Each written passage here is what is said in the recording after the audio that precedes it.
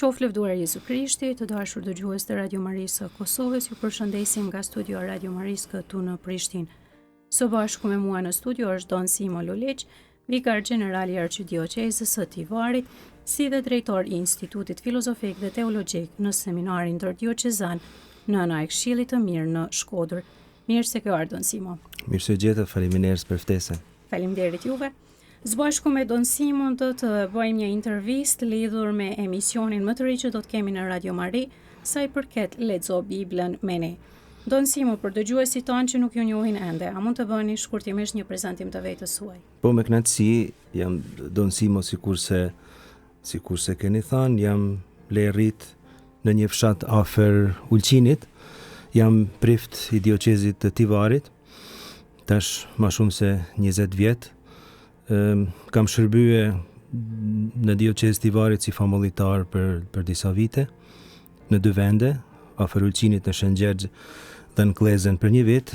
8 vite tjera kam shërbye në si famullitar pikërisht në Tivar, kurse pjesën tjetër të jetës time meshtarake kam kalu me studime, sidomos në Rom, edhe kohëve të funit jam përgjegjës për shkollën e filozofisë dhe teologjisë në seminarin e Shkodrës, ku jap mësim lanë biblike.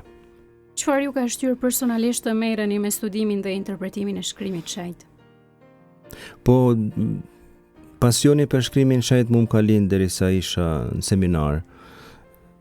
I kam pas disa profesora shumë të mirë të shkrimit shenjtë, të cilët edhe më kanë fut një fije më thellësisht në studimet biblike.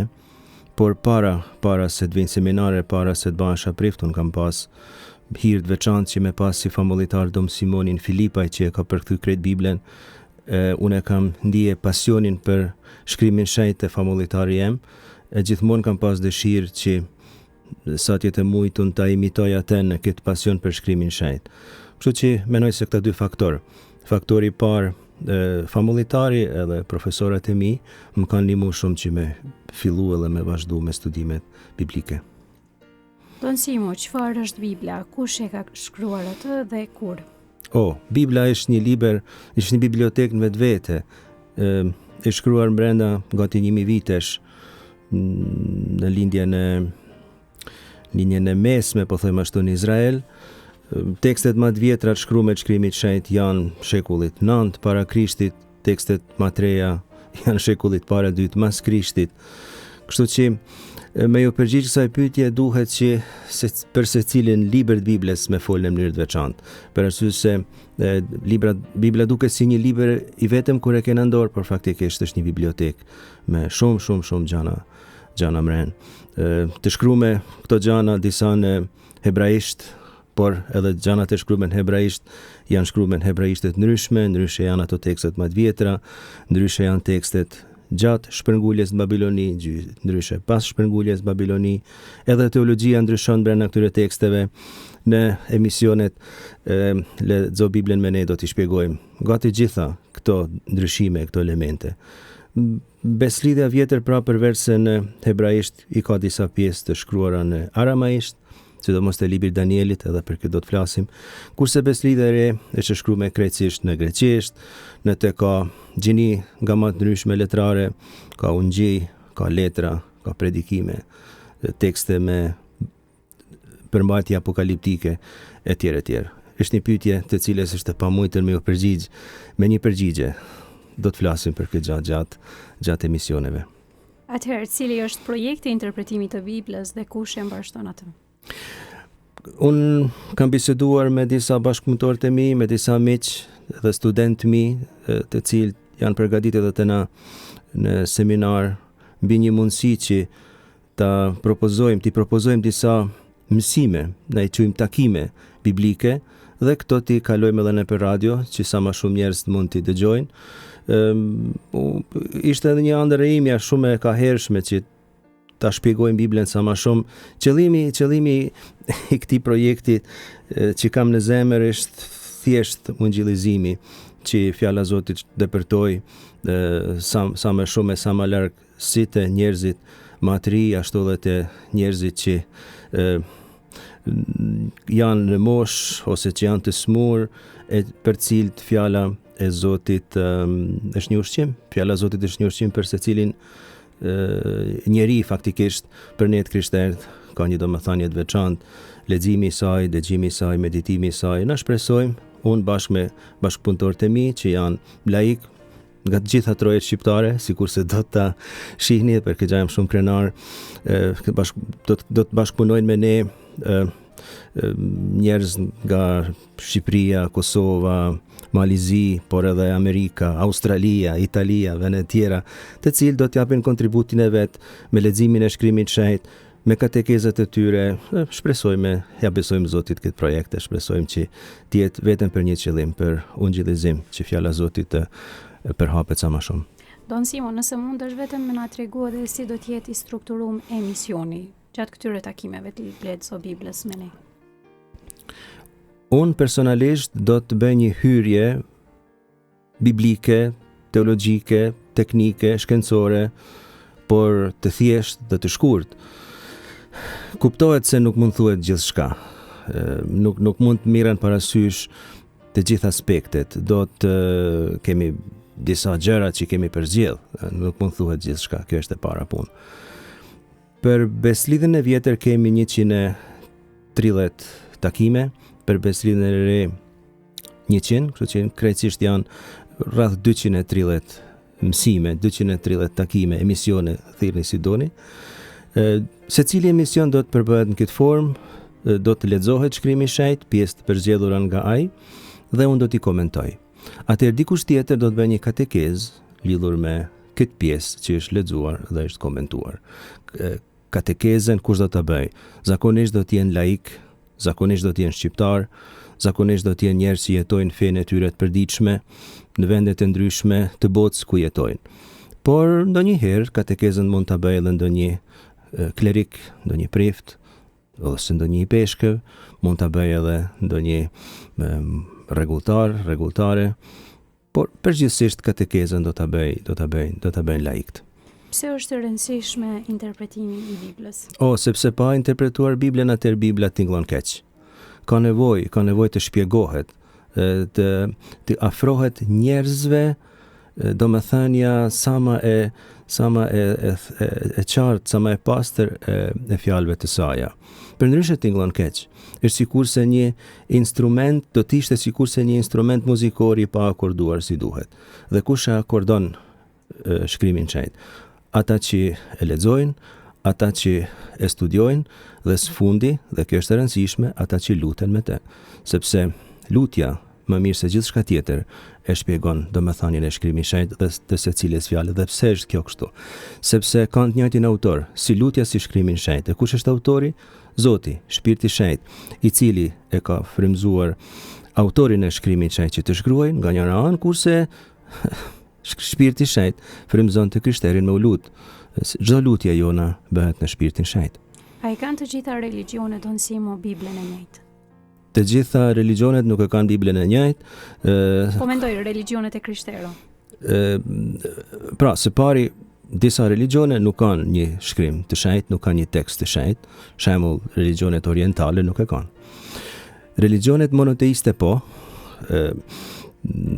Ne të krishterët kemi Biblën, muslimanët kanë Kuranin. Pra, ne që besojmë në një Zot të vetëm, kemi Biblën, kemi tekstin e shenjtë, ose po them Biblën ose Kuranin varësisht prej përkatësisë fetare. Ne të krishterët kemi, të themi ashtu, një Bibël të vetëm, por nuk është i njëjti tekst i Biblës. Ne katolikët kemi një fije më të gjerë, të themi ashtu, sepse kemi edhe disa tekste që ne i quajmë deuterokanonike, por këtu do të bëj një shpjegim të vogël. Beslidhja e vjetër, ku kemi Biblën hebraike, ka dy variante. Njëri variant është ajo që përdorim ne, dhe varianti tjetër është përkthimi që quhet përkthimi i 70-ve. Çfarë është përkthimi i 70-ve?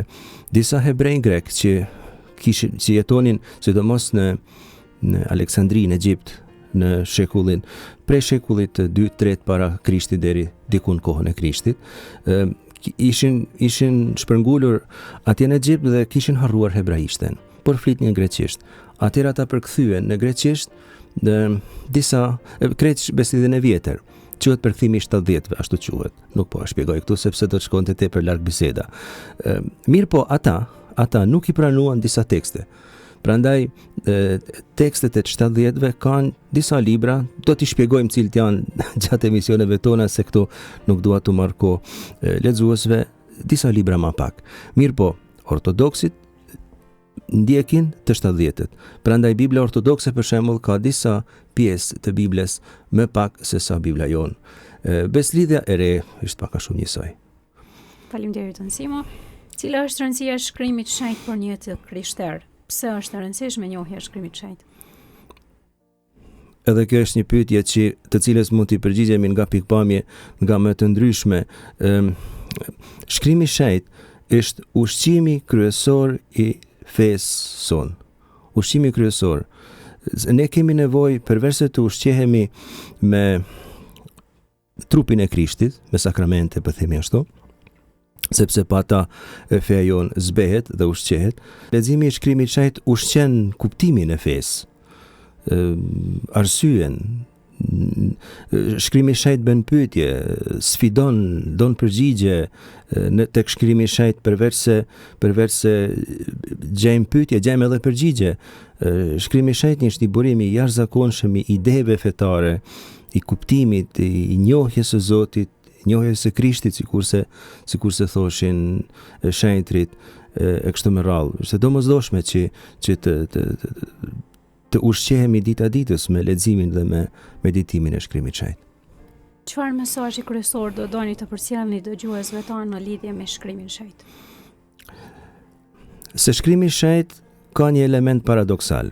Faktikisht duket se është i vështirë të kuptohet dhe në shumë kuptime nuk është i lehtë të kuptohet, por nga ana tjetër është krejt i lehtë të kuptohet dhe nuk ka asnjë pjesë e saj që është aq e vështirë sa që një krishter nuk mund të kuptojë të paktën një esencë të tij që mund t'i ndihmoj atij për fe. Pra, unë do të kisha inkurajuar secilin dëgjues ton që ta lexojë shkrimin shenjtë, edhe nëse mendon se nuk e kupton, edhe nëse i duket se është vështirë, se tekstet aty janë kaq të largëta prej përvojës së tij të përditshme, kjo nuk është e vërtetë. Edhe një gjë tjetër, ne jemi priftat nga gatishmëri që të shpjegojmë njerëzve elementet të shkrimit shenjtë, që ndoshta ata mendojnë se vetë nuk mund t'i arrijnë. Lexoni sa më shumë, lutuni sa më shumë me te, dhe falënderoni Zotin për këtë dhuratë të madhe që na ka dhënë, është fjala e tij. Për fundon Simo, çfarë do të thotë për ju personalisht Bibla në jetën dhe shërbesin tuaj mështarake? Për kjo nuk është pyetje tepër e vështirë për mua, sepse unë merrem me Bibël për ditë, shpjegoj në shkollë, shkruaj për të, lexoj për të, është jeta ime, të themi ashtu, jo vetëm fetare, por edhe si profesor i shkrimit shenjtë, është edhe ndërthojza profesioni im të lexoj, të kuptoj, të shpjegoj. Kënaqësi e madhe, është një pasion i madh, një gëzim i madh kur mund të bashkëndaj me njëri tjetrin elementet e fesë që dalin nga ky burim i pashtershëm që vjen prej tekstit të shenjtë. Faleminderit shumë Don Simo për kohën dhe për këtë intervistë që zhvilluam së bashku. Shumë faleminderit.